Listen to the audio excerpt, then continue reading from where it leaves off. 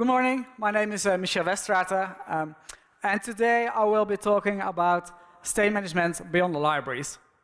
That's quite a hard subject because I try to bring you along in my thought process when I think about managing a state and how to deal with changes. And I will be talking specifically about MobX, but I will be talking more generally about how you look at state. But first, something completely different. When my talk was accepted at this conference, holyJS, I was quite happy. Basically because it combines my two favorite things.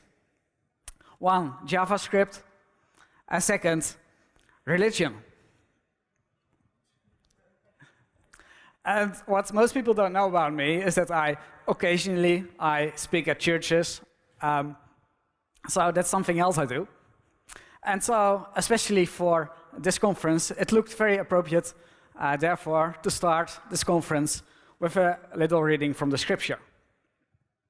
So I brought a small version. And I will start in the beginning. In the beginning, Brendan Eich created JavaScript.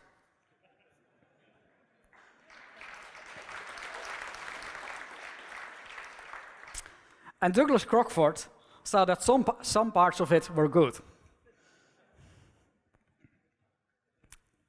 So, given that not all parts of JavaScript are that good, I figured that the title of this conference is a little bit inappropriate.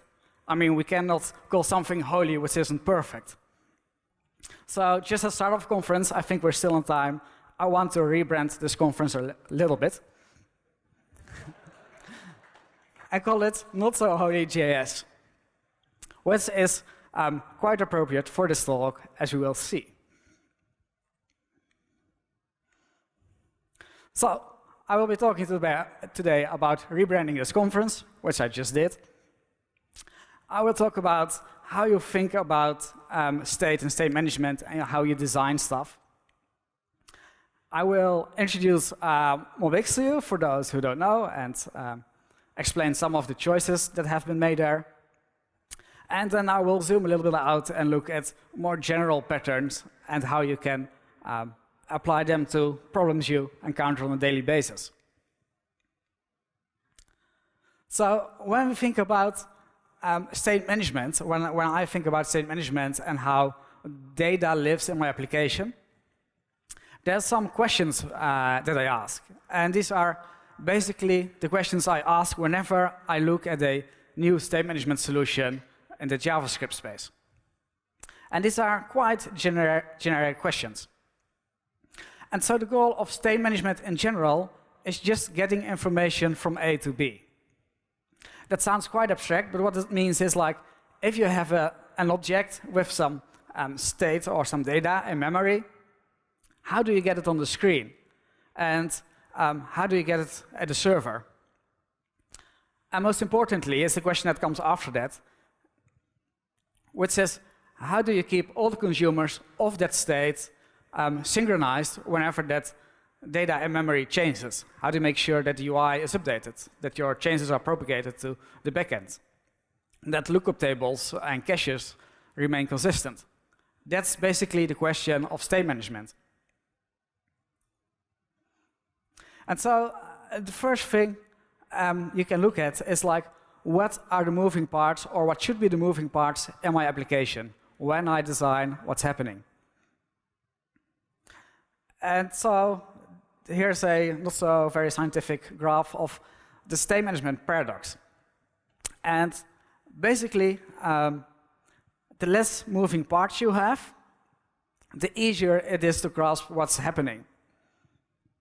But also, the more moving parts you have, the easier it is to read a specific piece of state or to write to it without knowing any context, and also the more you can achieve by optimization.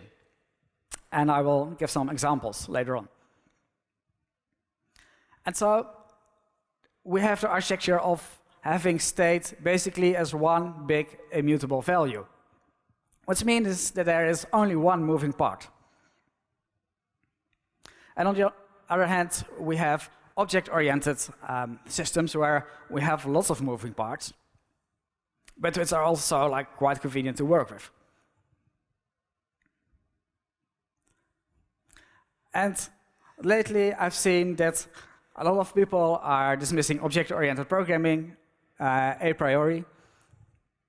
And this is quite a famous statement that's then often used. Like, you wanted a banana, and what you got was a gorilla holding the banana and the entire jungle.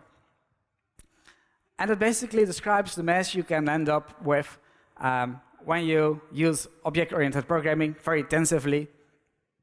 And I think you especially end up in this mess as soon as you use inheritance.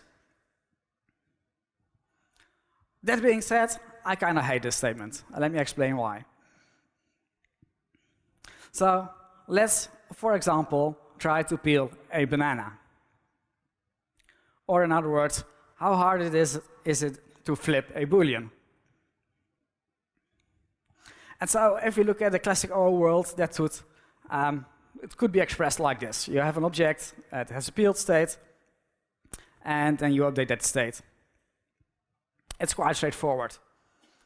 On the other hand, if your state is immutable, then you probably need a reducer that looks a bit like this. You take the forest, and then take all the trees in it, and then you spread them, and then you map over them, find the right tree, then you find the gorilla in that tree, then you clone all the gorillas, and then you take the gorilla, and you need to grow a new gorilla, or raise a new gorilla, and you grow a new forest, and then you finally can peel your banana.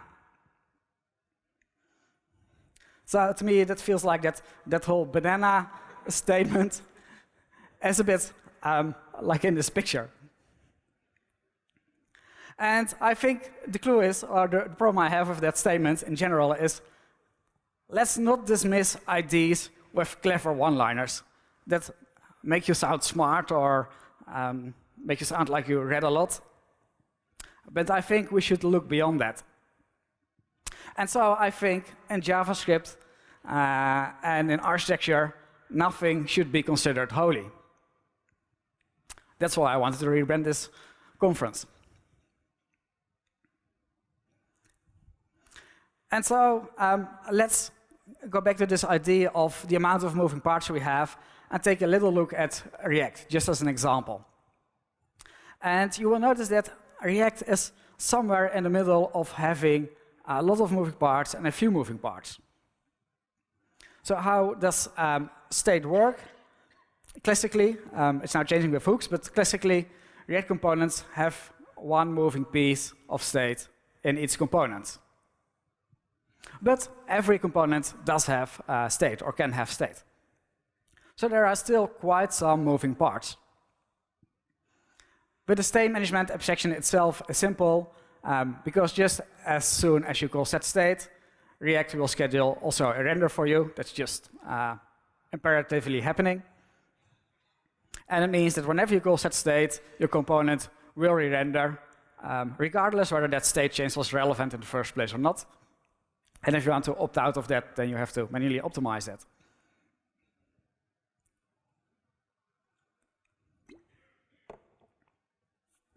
It gets a little bit trickier as soon as there's some state in your components which is shared by multiple components. So if you have a user and you want to display his name in multiple places in your UI, then you kind of have to pull your state up to the most common ancestor, and then again drill down the state of that user. And this is where just plain React usually gets a little bit tricky, because you have to do all this passing down. And that's also affecting components in the middle that don't have anything to deal with that, to do with that.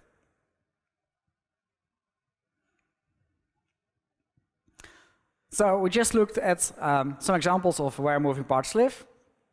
The next question is, so what different strategies can we apply to propagating changes? So when we go back to React, the problem we just described, we can solve it by using context. And context is basically a subscription mechanism where you can have a child subscribing to some state which lives higher in the tree. and then it gets a little, it gets neater, and you basically kind of have an event emitter system. But when you think about subscriptions, and especially when you have lots of state, then a next design question arises. What should we subscribe to? How many subscriptions do we want to manage? You can simply say, like, I have a subscription to the state, and I just get notified whenever something changes. Or maybe I want to optimize it a little bit, and I can introduce more subscriptions, and I listen specifically for when the user, the set of users changes. Or even more specifically, I can start listening to a specific user. Or even more specifically, I can start listening to individual attributes of a user. And so the more subscriptions you have, the more fine-grained your optimizations can be, but also the more work you have to do. And so when you look at the React context mechanism, it's basically you have one subscription, one single event per context. So you have as many, your updates are as fine-grained as your context design is. In Redux, it's quite a neat model where you have like only one global event, store.subscribe, and from there you use selectors to further fine-tune and grab what you actually need. And MobX goes entirely the opposite approach, where you can basically subscribe to each individual property in your entire state. But it has one neat benefit, and that is that the selection is automatic. And let me just briefly demonstrate that. So here I have a simple class, and it has two pieces of state, timer 1 and timer 2. One updates each second, the other one independently updates every 5 seconds. Obviously, this application doesn't have any practical use, just demonstration. And so this timer is ticking. And how do we make sure that only the 5-second timer gets printed to the console? Now, the easy thing you can do, of course, is just call print state over here.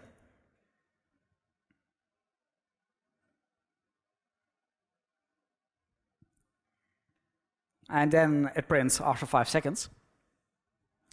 But this kind of introduces a very close coupling. And if I move this print state over here, it does print every second, but that's not really relevant because that timer doesn't change that often. So what MobX allows you to do is to separate the consumption of data and the changing of state. So in MobX, we would mark these pieces of state as being observable, which basically indicates this is state, and it can change over time.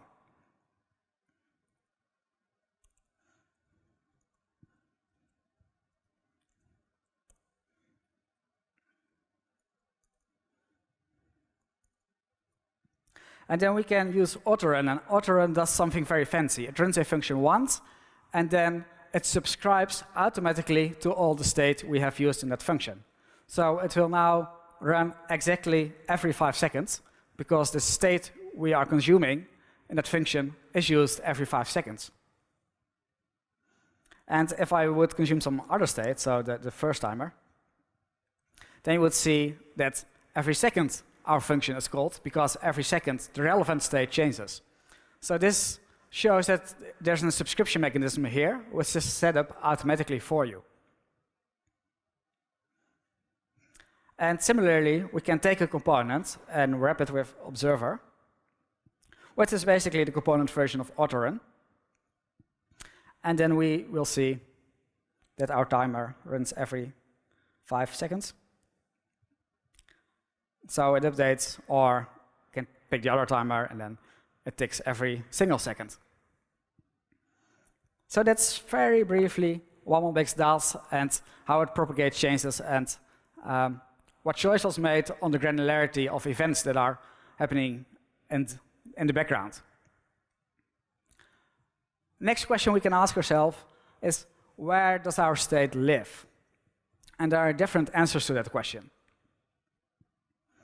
And so one observation I've made is that you can only have your side effects and the things that don't relate to your UI outside your UI if your state itself lives outside the UI. So in React, there's a tendency to put all states somewhere in our UI tree, but that means that we also we need a UI tree to set up side effects like networking. And so that is why state management libraries like Redux and MobX are so relevant, because they allow you to have state outside the component tree, just as our timer just have. It just lived outside. And actually, there's an interesting movement currently scheduled for React itself, where they also want to introduce abstractions to have state living outside the React render tree. And the reason for that is that makes it easier to have long-lived data, for example, which you fetched from the server, and still throw away your component tree, for example, because it's suspended.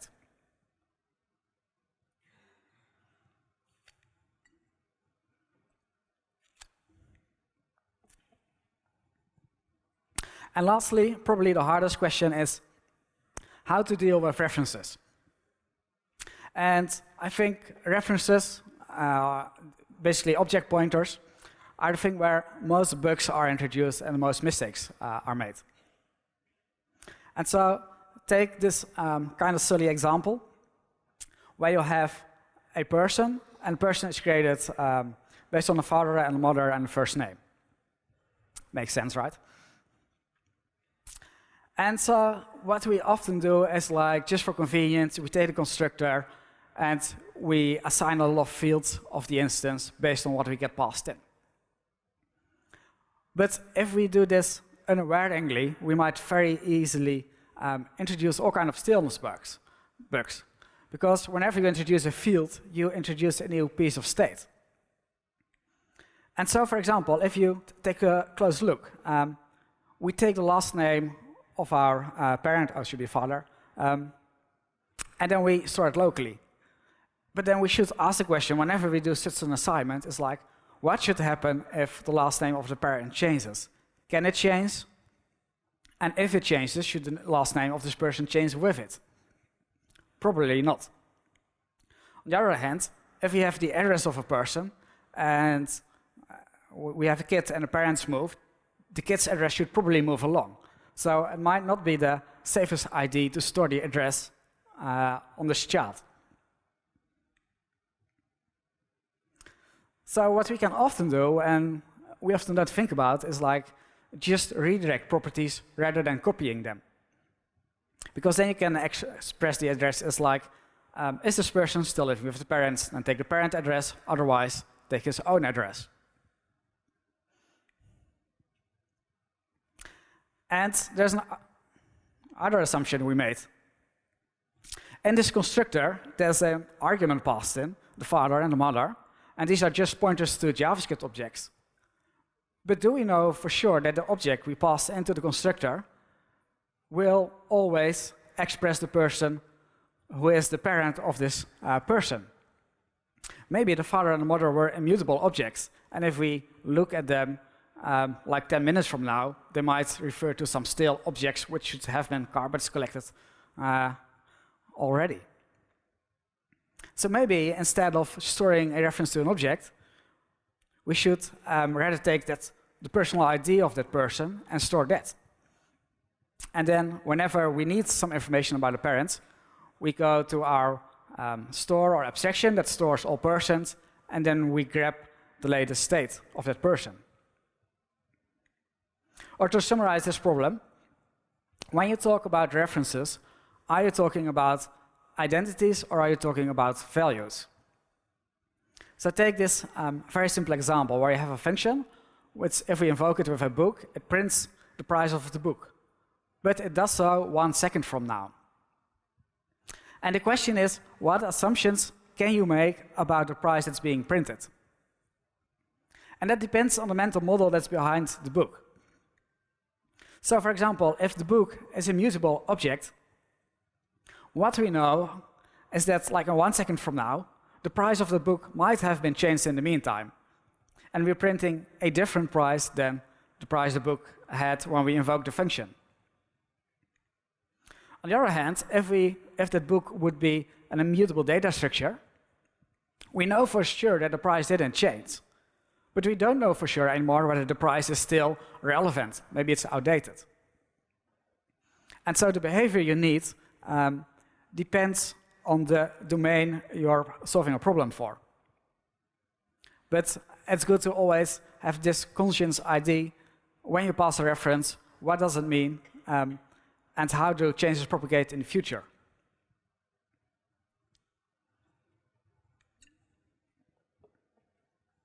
So these were the basic questions you can ask about state management.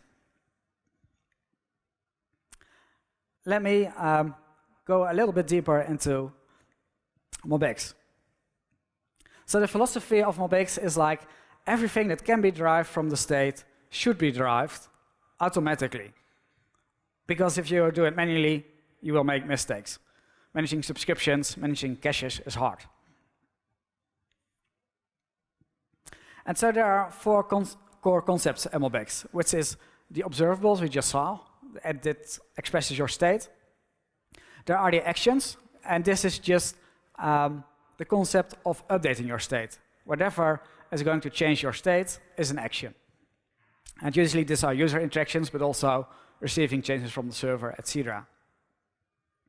And then there are computed values, and those are very important in the MobX world. It's basically the computation of a new value based on the state you already know. Having redundant state in your application is bad, it introduces bugs. You should have as less state as possible and derive all the other things. And MobX makes sure that you can do that in a performant way. And finally, there is the concept of reactions.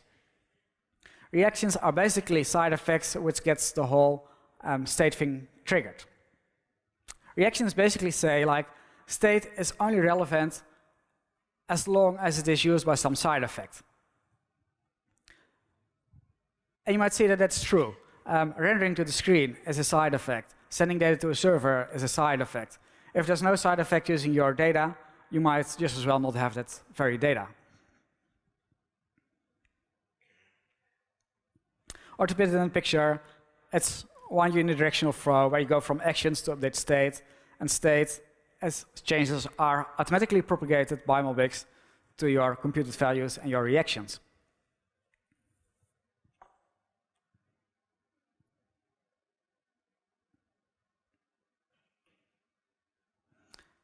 So here's a very small demo I'm usually quite fond of, and it has a few boxes and a few arrows relating them together. And so you can interact with the boxes, but you immediately see the problem. If I drag the box around, the arrows don't move. Now, you can imagine that the state of the system kind of looks like this. You have a bunch of cities, and you have a bunch of connections connecting the cities together. And the interesting part about this problem domain is that there's a lot of cross-references going around. Cities can live independently of arrows, and arrows just connect to cities, but all the relevant changes to arrows don't happen in the arrows, they happen in the cities. So if you take the component to render an arrow, you will see that the only relevant information is the from and the to of the arrow. Those are the interesting properties, but those are also the properties that typically don't change. The thing that should be updating rendering is the fact that you are moving boxes around. And very specifically, if you change the coordinates of the boxes. So this component has actually dependencies on 8 pieces of state, although it has just one argument, the arrow.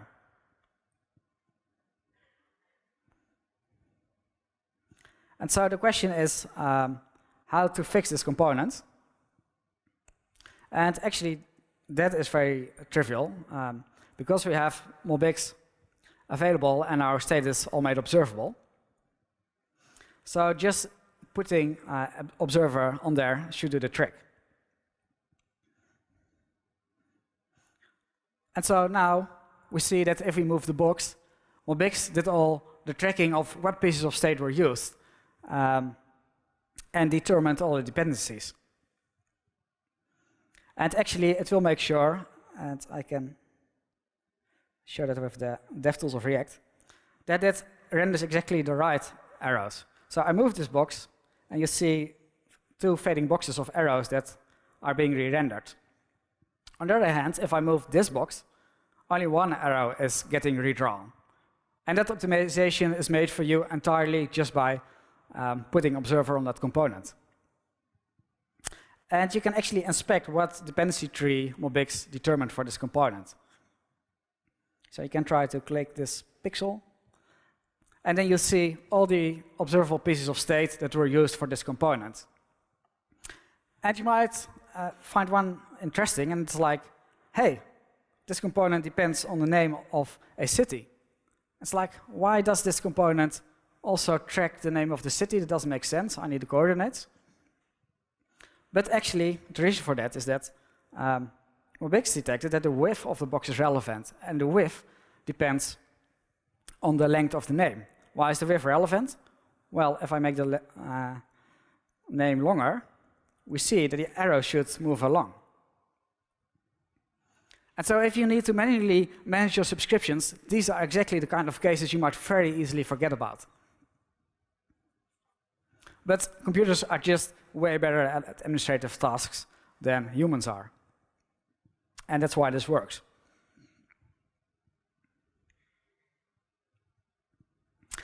At this point, you might be kind of puzzled, like, wait, how does this all work? How does it know what to use and what not to use? How does it manage all those subscriptions? And actually, it's when you get the conceptual model, I try to explain it in a few minutes. So the idea is that whenever we mark some state with observable, MobX is going to generate a getter and a setter for each property of each object that's part of your state. So that means that we can trap every interaction with that object. Now what happens if we start running a function like an auto-run or like in the observer component is that we put that function on top of an internal stack. It's like this function is currently running. This is the derivation we're tracking. And then if during the execution of that function some observable state is being read, then MobX detects that because it has the getter. And so it will associate that observable value with the currently running function. So it establishes the relationship of those two things together. And from there, it's easy once you have those relationships. Because then, in the future, if you're going to assign a new value to that property, MobX just will take a look at like, oh, this property is used by those derivations. So those derivations are all scheduled to be run again, because apparently they are stale. And the only thing beyond that is that MobX optimizes that dependency graph to be as small as possible and in the order that results in the least amount of computations.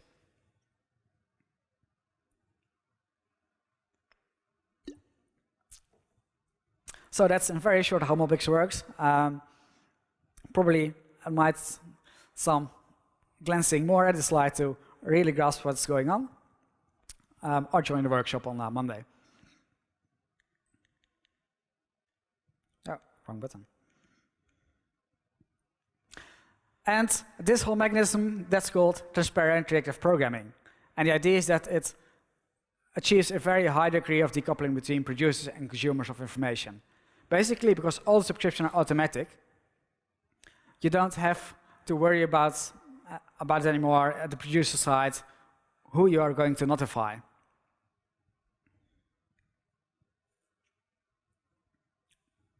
And that brings us to the next part of this talk. Patterns are beautiful. So let's take a step back again. We zoomed into MobX in a high level of detail. Let's go a little bit back. A question I get very often is like, should I be using MobX or should I be using Redux or should I be using an immutable architecture or a mutable-oriented one? And the sad thing that happens is basically that it results in a kind of camps, a kind of a division. So I noticed that a lot of people turn those kind of questions into holy wars. Now we're at holyJS, but I don't like holy wars. And so I sometimes see tweets like this. Redux is the worst piece of shelf software I've ever used. But it's kind of a stupid tweet. I mean, I can't retweet this. And basically the reason for that is that there's no single argument in it. And I could actually be changing the two nouns around, the two names, and it probably would still be as true. I mean, these kind of tweets don't help anybody. In other words, really, be a little bit more holy than that. So, don't poop on somebody else's ideas. And I'm wondering, like, why do we do that? Why do we make this ugly one-liners to just dismiss an entire ID? And basically, I think it comes from this problem, that whenever we start a new project, we have so many decisions to make. Like which framework, which builder, which language, which stage management, which CSS framework. That didn't fit on the slide. So we basically have a gazillion of options. And the problem is, we just can't justify all of the options. We can't take a project and go to those 300 combinations of stacks and try them all and see which one is the best in 2 years from now. Nobody's going to pay for that. But on the other hand, even if we can't justify them all and can't try them all, we don't want to be seen as ignorant either. And so that's why all those neat little one-liners come in so handy, because you can like say, using bananas gorillas, don't do that. But I think we should be less afraid of being ignorant and just allow ourselves to say, I didn't really think about it, I didn't really try it, but I have quite some confidence in what I'm doing now, so that's what I'm continuing with. And then I think we will all be a lot more relaxed and we won't have any holy wars going on. And so, just to demonstrate that ignorance is okay, here are some things I never use for real. I never use Angular or Ember or Vue in a real project. I actually never used Redux in a real project. And in fact, I did a little bit RxJS, but like nothing complicated. And despite those things, I'm still talking about state management. I don't know who allowed me in here, but actually, I also never used Immer in any real project. That might be surprising to some, since I wrote the thing. But yeah, in a MobX world, you don't need Immer a lot, so I never really use it. But a lot of people are happy with it, so I trust them. And also, I never used MobX state tree. I did write it, and a lot of people are using it. But since we had those problems already solved at our company, I never got to use it really in production. So please stop defending all the choices you don't make. Didn't try can just be a fine answer. And the most important thing is, although it's true that you have to learn about something to be able to use it, the opposite is not true. In other words, you don't have to use something to be able to learn from something. So that means that you are not needing to try all the latest things. Just read a bit about it, try to grasp the idea, and that can be already very valuable. So again, you don't have to use something to be able to learn from it. And why is that the case? Well, because software engineering is all about patterns.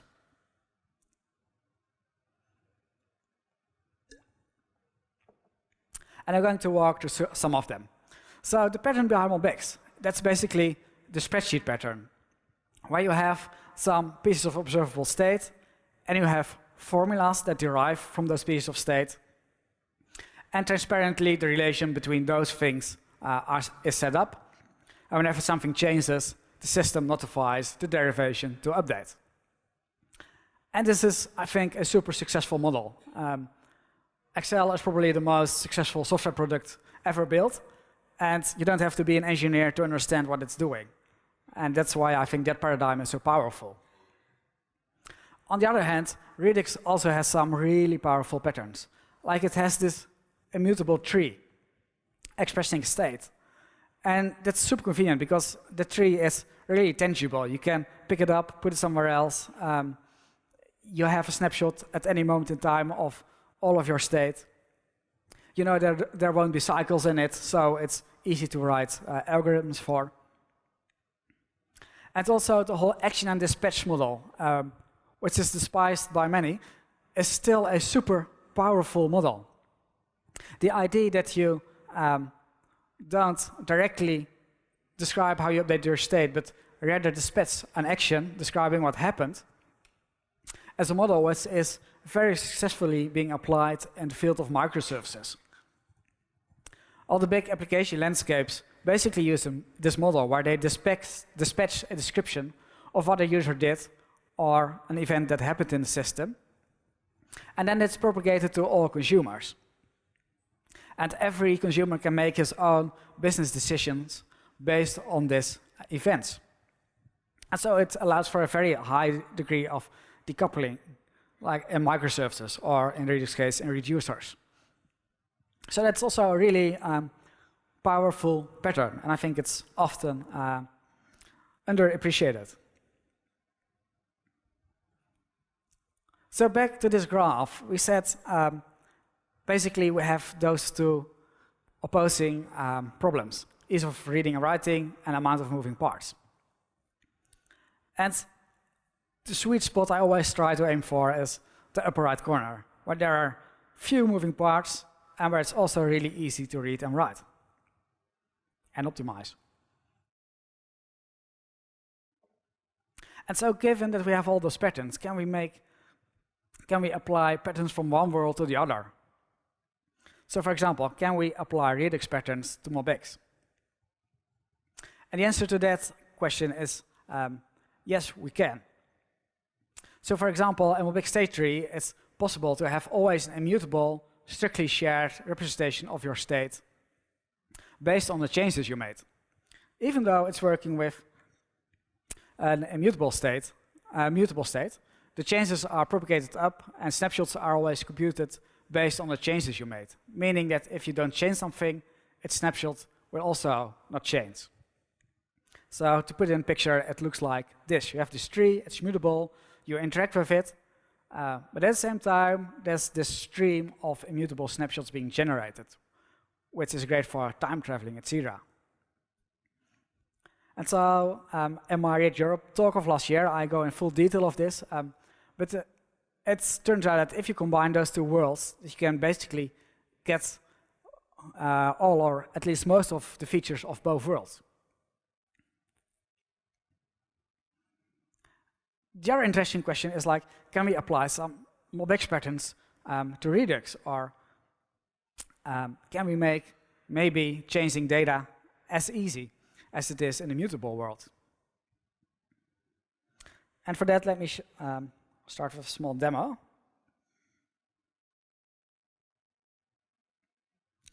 So here I have a little piece of state. It's basically describing the state of a to-do application. There's one to-do in it, and a to-do has a bunch of tags.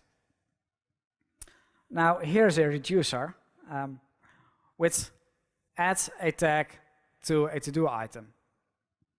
And again, you see, like in the banana gorilla problem, there's quite some spreading around. We're creating a lot of new objects, and it's a lot of code to just add a tag.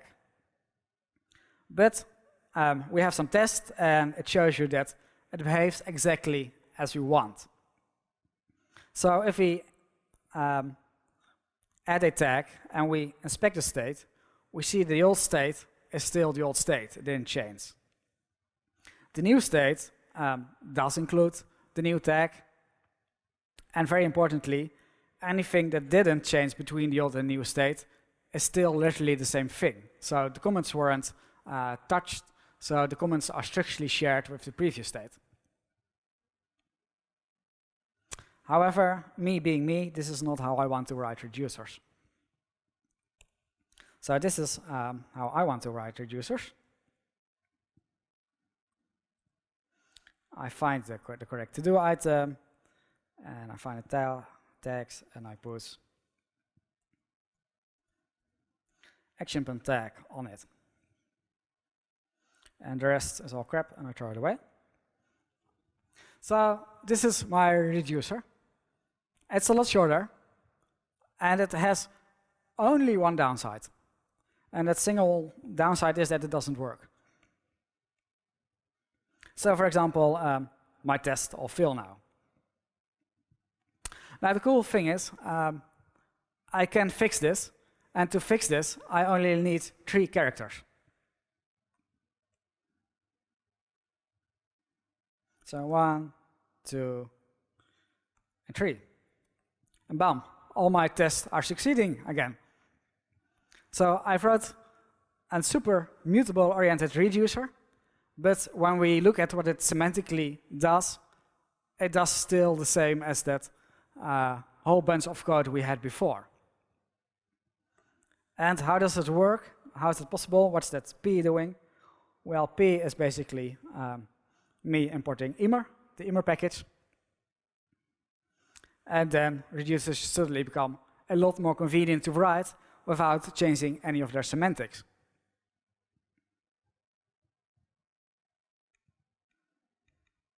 And how that works is that basically if you pass a function to the immer, it takes your current state, and then it invokes your reducer, and you can happily start changing, making changes to that state. Why? Because you didn't get the real state, you only got a draft of the state, which just stores all the changes you make, and whenever your reducer ends, immer produces the real next immutable state.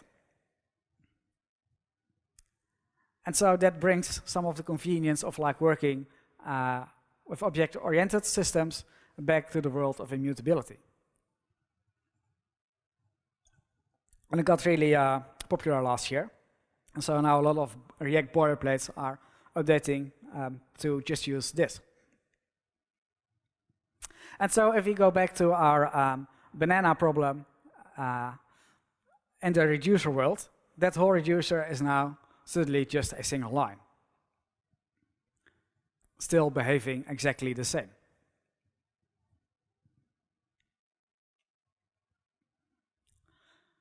So that's brought the ease of updating objects back into the immutable world.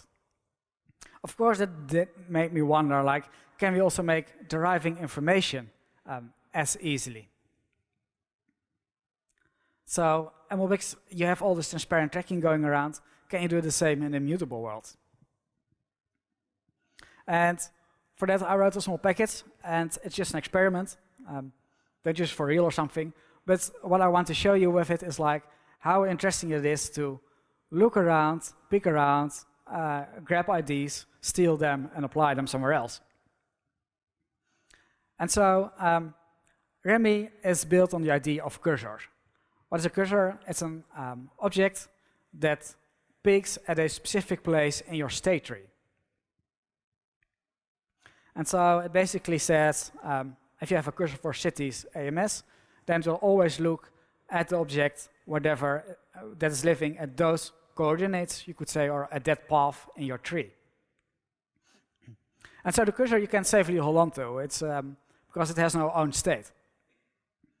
But you can read to it and write to it and subscribe to it, and the cursor will always translate it back to the real tree that is capturing the state. And so if you create a store in Remy, you basically give it a piece of JSON describing your state. And the story you get back is basically a cursor in itself. And each cursor has just 4 APIs, the value to get a current value, the update to make a change to the state that's stored or referred to by that cursor, and it uses immer. And subscribe will tell you whenever that part of the state changed. And finally, there's the do method, which is a bit like a pipe in RxJS, and it basically transforms your cursor into some other thing, another cursor or another piece of information. And so a cursor can be created like using this do transformation and say select cities, select Amsterdam, and then you have a cursor which always look at that piece in the state tree. And this idea is entirely not new. You can find lots of libraries doing this. As said, it's just an experiment, not a product. And so then you can interact with it with the APIs I just described. But I didn't like this whole string way of fetching or subscribing to a part of a tree. So it's like, well, we can also just pass a function that gives back the proper part of the tree, so basically a selector. And then the next thought was, but wait, if we can pass an arbitrary function to select something from the tree, then we can also just return something new, a new piece of information from that function. And so that basically reminds us of the idea of materialized views in a database. You have a table and you have a select query, and normally you just consume the results of the select query directly, but you can also create a new view in your database table that stores the results of the select query and also keeps it up to date with the original table. So it enriches your data, but from there on you can interact as if it's really in your database. That's a neat thing about materialized views. And so I could create a cursor that gives me back all the names of all the cities in my state. So I map over all the cities, and then I take their name, and that's the result of my selector. And then I was looking for it a while, and I was like, I still don't like it. And the reason for that is that this map operation in JavaScript is always so aggressive. I mean, if one city changes, then this cursor obviously needs to re-evaluate. And then you map over all the cities again. And for all cities, you're going again to fetch the new, you're going to fetch the name. But actually, we know which cities did change, because the cities that didn't change are still reference equal with the previous ones. So we only want to map over those things that actually did change.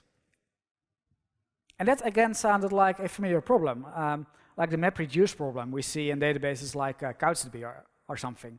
And the idea is that most operations just affect a few rows in your database. And then there's some aggregation that combines all the results of the mapping.